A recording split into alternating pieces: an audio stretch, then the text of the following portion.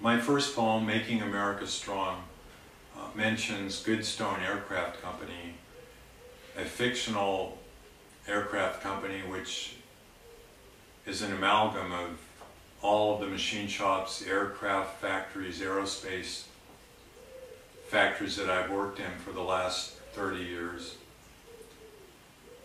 I first created the Goodstone Aircraft Company in a novel where I began writing about the factory life, and then I started writing poems, and ever since then, for 20 years, I've been writing poems about the machine shop. Making America Strong. We worked nights as machine operators at Goodstone Aircraft Company, where we made parts for the Air Force's new bomber, the K-20.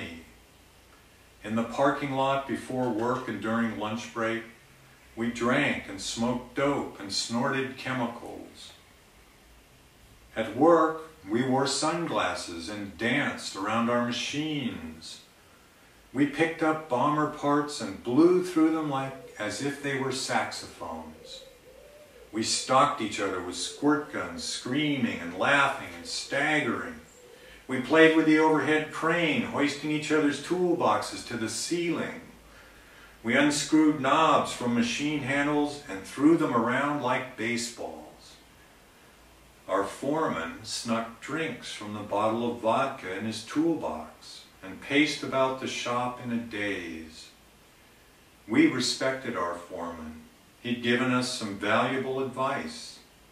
Whatever you do, he'd warned us over and over, don't join the Air Force and fly a K-20. It's gonna crash. A machinist operates machines like turning handles and putting cutters in the spindle and getting them spinning and then sending them through blocks of steel and stuff. So he operates the machine, but then also you have to hold tolerances, they call them, so you measure what you cut with precise measuring instruments like micrometers. You need to know some trigonometry and geometry, and now the computers are coming into it, and you need to know programming, hopefully. You work with wrenches a lot, hammers.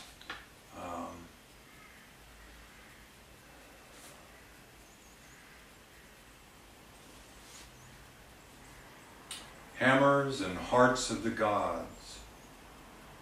Best is the morning when our hearts pound and our sugar spoons ring, ting, ting, ting, ting, ting, against the insides of our coffee mugs, stirring the strong black coffee as 100 machine motors fire up, and we feel as if we can hear the feet of ants tapping across mountain rocks, as our hands grip machine handles and oil and coolant begin to flow across machine beds. And we rode with Ulysses through the smashing together rocks, past the singing sirens toward home. We built the Brooklyn Bridge, drove the spikes down through the rails that spanned a continent, held the ice at the South Pole in our fist, balanced the ballerina in the palm of our hand at Carnegie Hall, thought of the wheel that opened the world. Best is the morning at 7:05 or 7:32 a.m. as the oranges ripen on branches. Tigers roar at rising suns. Babies take their first steps. Newspapers slap down onto pavements. Locomotives warm their engines, ready to cross mountains. Best is the blood still flowing through our veins. The sea still full of life, the galaxy still hanging impossibly in the blackness, as we lift our hammers, our wrenches, our hearts, our spirits, in this factory where the universe was made.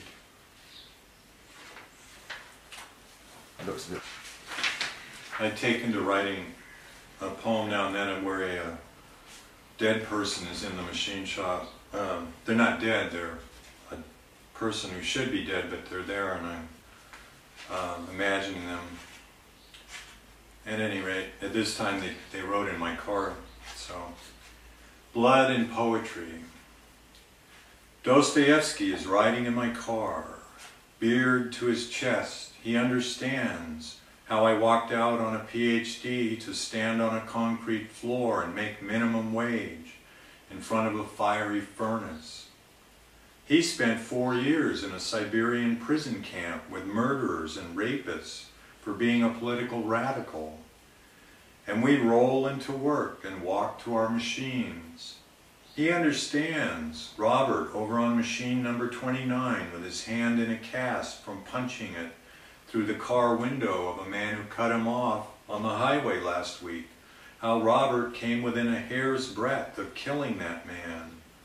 How glad Robert is to punch a button, slamming a 2-ton press down onto a tool steel die all day, instead of sit in a prison cell.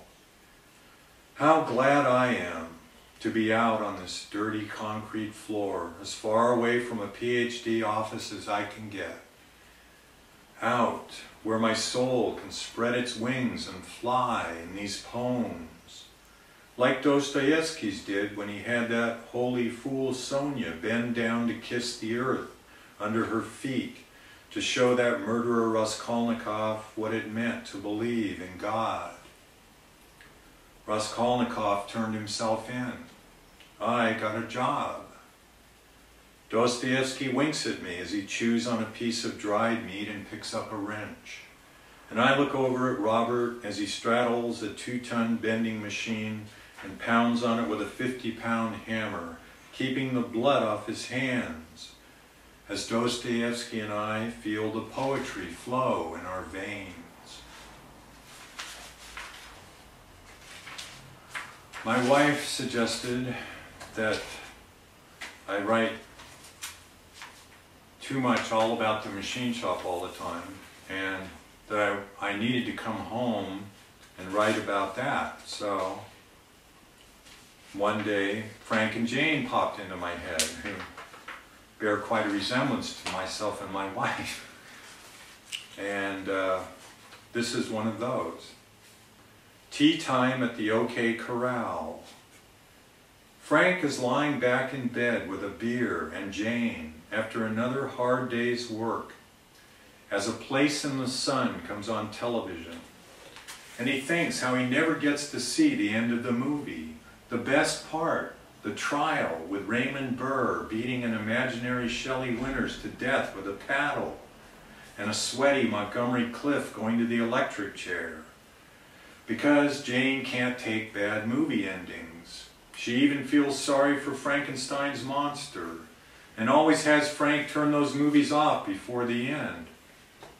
And Frank can't help thinking, even as his fingers lovingly stroke Jane's beautiful hair, that if she dies before him, he will be able to finally once again see the ending to A Streetcar Named Desire, On the Waterfront, Paths of Glory, Psycho.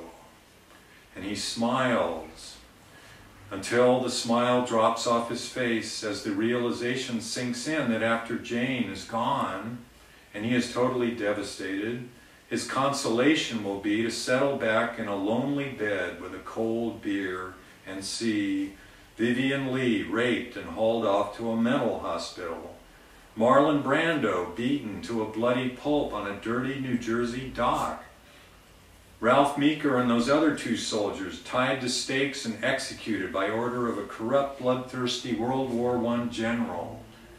Janet Leigh's blood swirled down the shower drain after she is stabbed to death by a man dressed in his mother's clothes. Suddenly, Frank's lifelong fear of getting cancer and dying young doesn't look so bad.